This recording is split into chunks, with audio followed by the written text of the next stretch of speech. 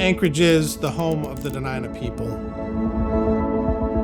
Yalida, my name is Aaron Leggett. I am the Senior Curator of Alaska History and Indigenous Cultures at the Anchorage Museum. I'm also the President of the Native Village of Eklutna.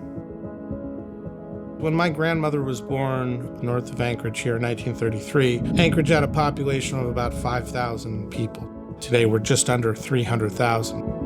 Anchorage, as a major city, has a very short historical life. It's just a little over 100 years old. Within a few generations, it's changed quite a bit. The Dena'ina Eklutna, or the Dena'ina homeland, is about 44,000 square miles in south central Alaska. So today, about more than half of the entire state's population lives within the traditional homeland of the Dena'ina. First contact with outsiders was towards the end of May of 1778. Captain James Cook, sailing for the British Crown, was looking for the fabled Northwest Passage.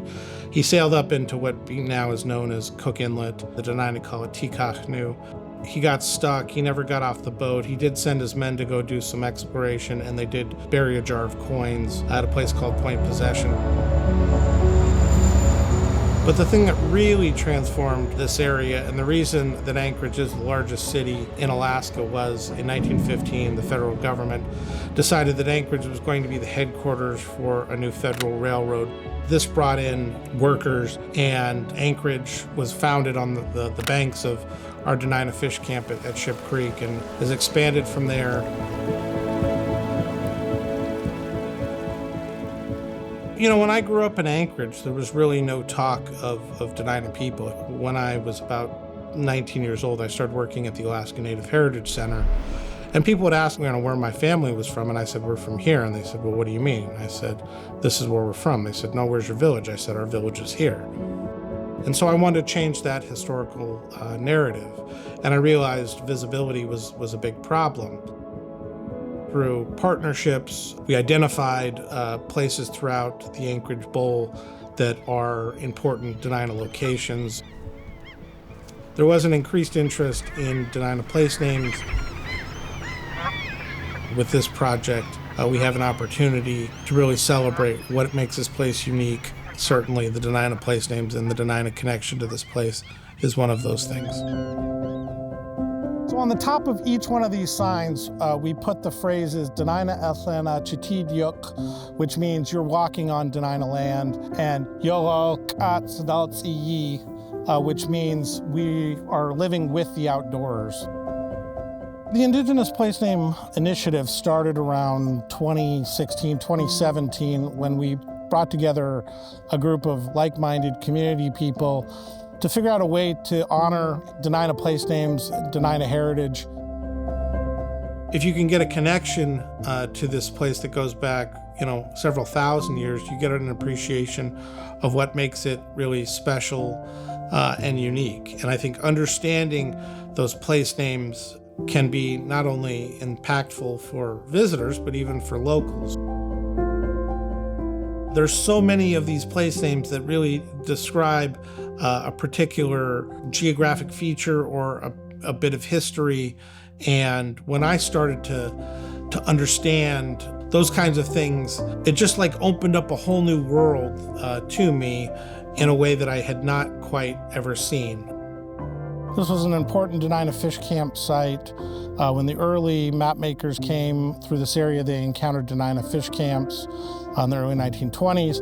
And they asked the Dena'ina, what do you guys call this area? We said Chanchnu. They wrote it down as Chester. We said, well, close enough. So the important thing is that there was no old man Chester that had a whiskey still that was homesteading in this area.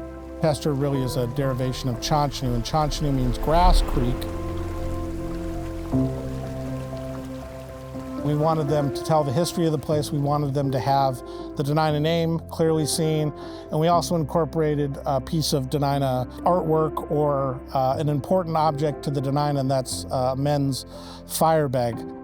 Dena'ina men would traditionally have a bag like this that they would carry close to them, and inside they would carry things to create a fire. It's sort of a symbol of Dena'ina resiliency. We had initially identified 32 locations, And then we prioritized them, thinking that it would take a while to secure the funding for this massive project. Fortunately, we heard back from the Mellon Foundation that they wanted to fully fund the entire project, and so now we're in the process of installing approximately 28 more over the next 4 years. I would encourage visitors to try to spend a couple of days in Anchorage and certainly come to the Anchorage Museum, spend time at the Alaska Native Heritage Center, get out into some of our parks, walk along our trail system. There is quite a bit of cultural content here and some of the best in the state. You just have to spend the time here. We're still here. We're still part of this community, and we will continue to be well into the future. Being the original stewards of this place, we have long insights into this place. We're still contributing to this place, and we want to see this place grow and succeed. And one of the ways to do that is by having the ability for people to hear our story in the way we want it told.